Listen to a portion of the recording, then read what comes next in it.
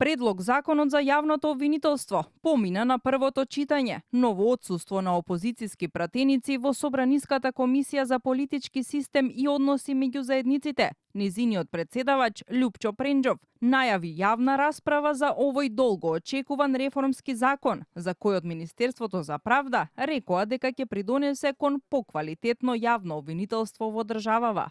Се воспоставуваат појасни правила и критериуми за спроведување на дисциплинската постапка на јавните обвинители, се унапредува мерит системот за избор, унапредување и разрешување на јавните обвинители, се воведуваат повисоки стандарди за интегритет и етика. Со ова законско решение со еден збор се надминуваат и сите аномалии кои што се појавија од практичната примена на актуелниот важечкиот закон за јавното обвинителство.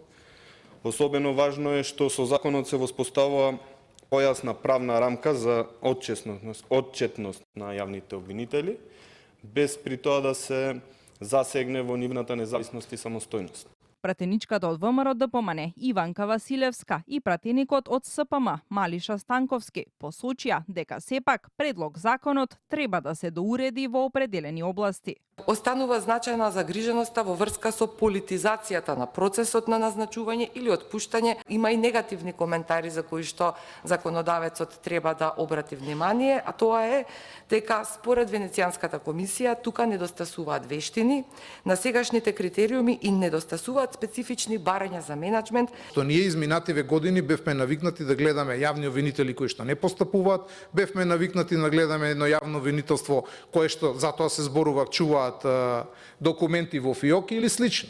Значи, ние мораме да воспоставиме еден систем, најпосле да имаме одговорност. Овој предлог закон се изработи по бројните препораки од меѓународната заедница, односно Советот на Европа, Греко и Венецијанската комисија за слабости во веќе постоечкиот закон. Новиот закон, меѓу останатото, треба да ја допрецизира законската рамка за избор на јавен обвинител, а во реформскиот пакет е изборот на членови на Судскиот совет и Советот на јавни обвинители, како и зајакнување на законската гаранција за самостојно управување со јавно-обвинителскиот буџет, кој треба да изнесува 0,4% од БДП-то.